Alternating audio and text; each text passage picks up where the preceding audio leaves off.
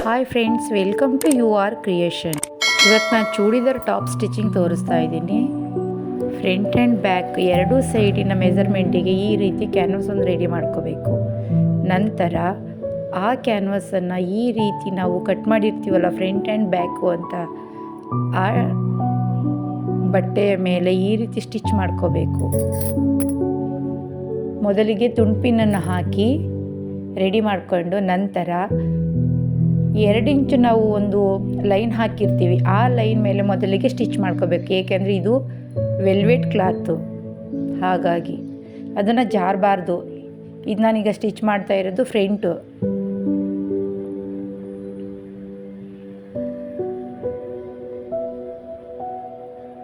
ಎರಡೂ side measurement ನಾವು ಒಂದೇ ಇದರಲ್ಲಿ ಇಟ್ಕೊಂಡು ಕ್ಯಾನ್ವಾಸಲ್ಲಿ ಈ ರೀತಿ ಪ್ರಿಪೇರ್ ಫಸ್ಟೇ ಮಾಡಿಕೊಂಡ್ರೆ ಈಸಿಯಾಗಿ ಸ್ಟಿಚ್ ಮಾಡ್ಬೋದು.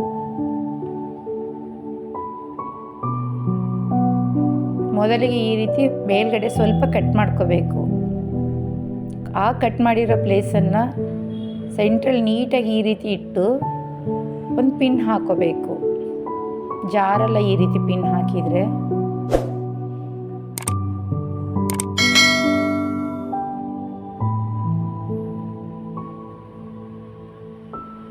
ನಾನು ಮೊದಲಿಗೆ ಮೆಜರ್ಮೆಂಟ್ ಮೇಲೆ ಸ್ಟಿಚ್ ಹಾಕಿದೆ. ಈಗ ಅದರ ಪಕ್ಕದಲ್ಲಿ ಅರ್ಧ ಇಂಚು ಈಗ ಮಾರ್ಕ್ ಮಾಡ್ತಾ ಇದ್ದೀನಲ್ವ, ಅದ್ರ ಮೇಲೆ ನೇರವಾಗಿ ಸ್ಟಿಚ್ ಹಾಕಬೇಕು. ನಾವೀಗ ಸ್ಟಿಚ್ ಏನು ಹಾಕ್ತಾ ಇದ್ದೀವಿ ಅದನ್ನೇ ನಮ್ಮ ಡೀಪು ವಿಡ್ತು.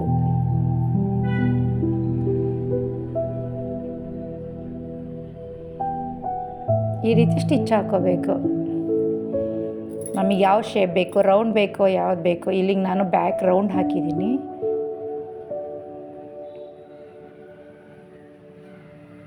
ಇದು ವೆಲ್ವೆಟ್ ಕ್ಲಾತ್, ಹಾಗೆ ಸ್ವಲ್ಪ ಜಾರ್ತಾ ಇದೆ. ಮಾಮೂಲಿ ಕ್ಲಾತ್ ಅಂದರೆ ಈಜಿಯಾಗಿ ಸ್ಟಿಚ್ ಹಾಕ್ಬೋದು.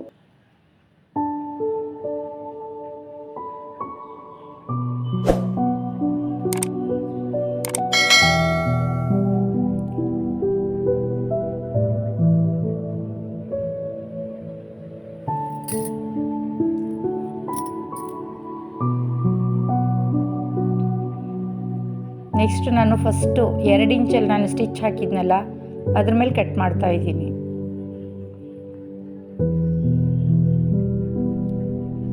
ನಂತರ ಸ್ವಲ್ಪ ಈ ರೀತಿ ಕಚ್ಚಾ ಕೊಡಬೇಕು, ಶೇಪ್ ನೀಟಾಗಿ ಬರುತ್ತೆ.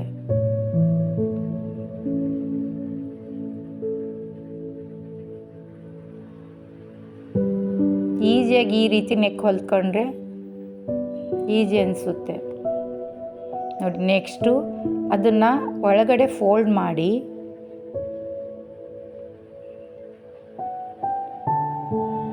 ಆ ಲೈನಿಂಗ್ ಅಂತ ಏನು ಕೊಟ್ಟಿರ್ತೀವೋ ನೆಕ್ಕಿಗೆ ಬಟ್ಟೆ ಅದ್ರ ಪಕ್ಕದಲ್ಲೇ ಸ್ಟಿಚ್ ಹಾಕ್ತಾ ಬರಬೇಕು.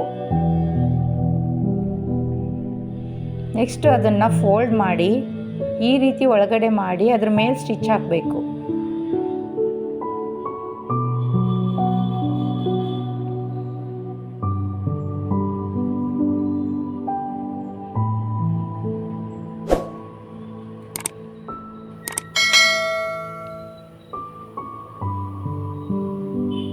ಶೇಪ್ ಅವಾಗ ನೀಟಾಗಿ ಕೂರುತ್ತೆ ನೋಡಿ. ಈಗ 2 ಪ್ರಿಪೇರ್ ಮಾಡ್ತಾ ಇದ್ದೀನಿ. ಫಸ್ಟ್ ಅದಾಯಿತು, 2 ಒಟ್ಟಿಗೆ ಈ ರೀತಿ ಪ್ರಿಪೇರ್ ಆದಮೇಲೆ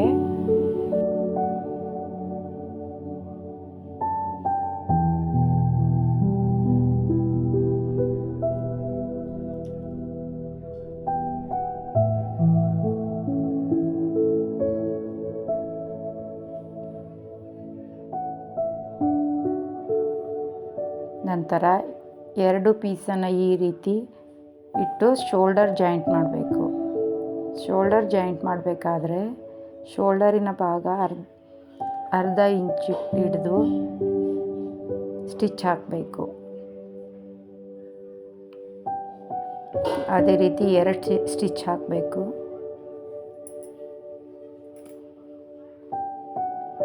ಶೋಲ್ಡರ್ ಜಾಯಿಂಟ್ ಆಯಿತು. ಈಗ ಸ್ಲೀವ್ ಜಾಯಿಂಟ್ ಮಾಡಿ ತೋರಿಸ್ತಾ ಇದ್ದೀನಿ. ಈ ರೀತಿ ಮಾರ್ಕ್ ಹಾಕೋಬೇಕು ಫ್ರಂಟ್ ಆ್ಯಂಡ್ ಬ್ಯಾಕು ಅಂತ. ನೆಕ್ಸ್ಟು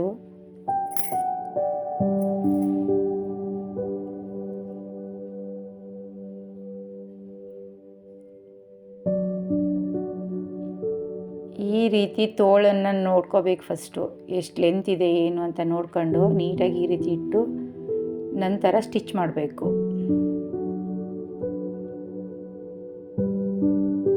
ಸ್ಟಿಚ್ ಮಾಡಬೇಕಾದ್ರೆ ಎಳಿಬಾರ್ದು. ಎರಡು ಸೈಡ್ ಬಟ್ಟೆನ ನೀಟಾಗಿ ಇಟ್ಕೊಂಡು ಈ ರೀತಿ ಸ್ಟಿಚ್ ಮಾಡ್ತಾ ಇರಬೇಕು.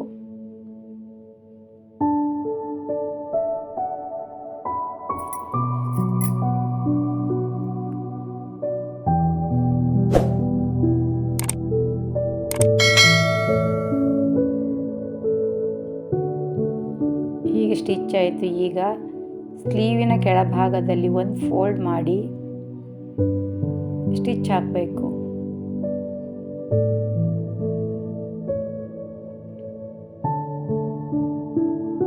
ಮೊದಲಿಗೆ ಒಂದು ಅರ್ಧ ಇಂಚ್ ಫೋಲ್ಡ್ ಮಾಡಿ ಸ್ಟಿಚ್ ಹಾಕಿ ನಂತರ ಇನ್ನೂ ಒಂದು ಇಂಚನ್ನು ಫೋಲ್ಡ್ ಮಾಡಿ ಸ್ಟಿಚ್ ಹಾಕಬೇಕು. ನಾನು ಸ್ಲೀವನ್ನು ಸ್ವಲ್ಪ ಬೆಲ್ ಥರ ಈ ರೀತಿ ಡಿಸೈನ್ ಕೊಟ್ಟು ಸ್ಲೀವ್ ಹೊಲಿತಾ ಇದ್ದೀನಿ. ನೀವು ಮಾಮೂಲಿಯಾಗಿ 4 ಇಂಚು ಅಥವಾ 5 ಇಂಚನ್ನು ಕೆಳಭಾಗದಲ್ಲಿ ಇಟ್ಟು ಸ್ಟಿಚ್ ಹಾಕ್ಬೋದು. ನಾನು ನೆಕ್ಸ್ಟ್ ವಿಡಿಯೋದಲ್ಲಿ ತೋರಿಸ್ತೀನಿ.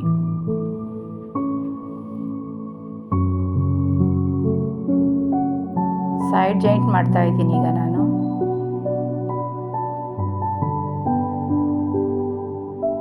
ಸೈಡ್ ಜಾಯಿಂಟ್ ಆದಮೇಲೆ ಪಕ್ಕದಲ್ಲಿ 1 ಇಂಚ್ ಬಿಟ್ಟಿರ್ತೀವಲ್ವ, ಅದನ್ನು ಫೋಲ್ಡಿಂಗ್ ಮಾಡ್ತಾ ಇದ್ದೀನಿ. ಈಗ ಮೊದಲಿಗೆ ಈ ಕಡೆ 1 ಇಂಚನ್ನು ಬಿಟ್ಟು ಫಸ್ಟು ಮಧ್ಯದಲ್ಲಿ ಒಂದು ಸ್ಟಿಚ್ ಹಾಕಬೇಕು.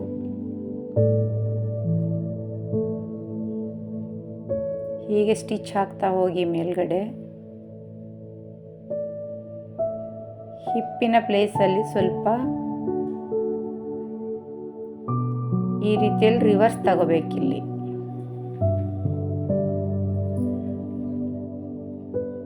ಹೀಗೆ ರಿವರ್ಸ್ ತಗೊಂಡ್ರೆ ಸ್ಟಿಚ್ ನೀಟಾಗಲ್ಲಿ ಓಪನ್ ನೀಟಾಗಿ ಕಾಣುತ್ತೆ. ಆ ಸೈಡ್ ಹೇಗೆ ಸ್ಟಿಚ್ ಹಾಕಿದ್ನೋ ಅದೇ ತರಹ ಈ ಕಡೆನೂ ಅದೇ ಥರ ಸೆಂಟ್ರಲ್ಲಿ ಸ್ಟಿಚ್ ಹಾಕ್ತಾ ಹೋಗ್ತಾ ಇದ್ದೀನಿ.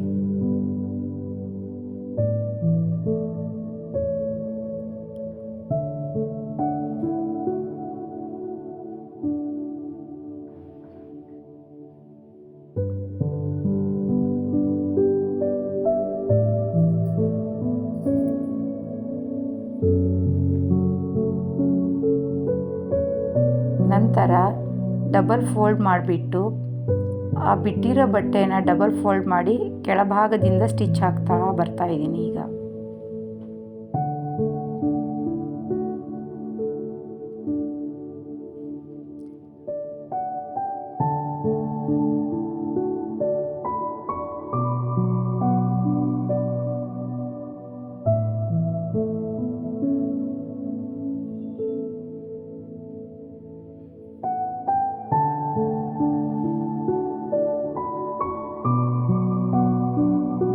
ಮತ್ತಲ್ಲಿ ರಿವರ್ಸ್ ತಗೊಂಡಿದ್ನಲ್ವ, ಅದ್ರ ಮೇಲೇ ಮತ್ತೆ ರಿವರ್ಸ್ ತಗೊಂಡು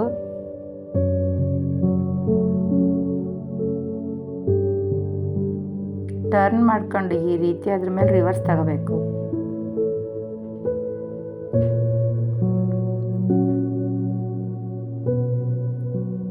ರಿವರ್ಸ್ ತಗೊಂಡು ಈ ಕಡೆ ಸೈಡ್ ಅದೇ ಥರ ಸ್ಟಿಚ್ ಹಾಕ್ಕೋಬೇಕು.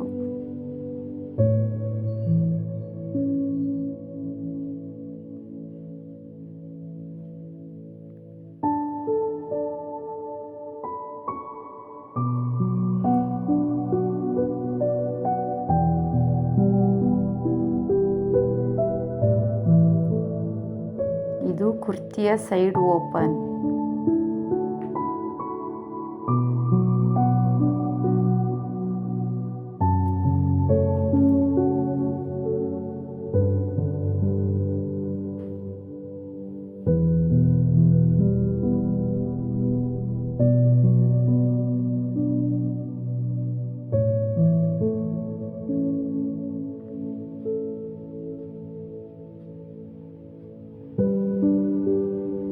ಹಾಗೆ ಕೆಳಭಾಗದಲ್ಲೂ ಫೋಲ್ಡ್ ಮಾಡ್ಕೊಂಡು ಈ ರೀತಿ ಸ್ಟಿಚ್ ಮಾಡಬೇಕು.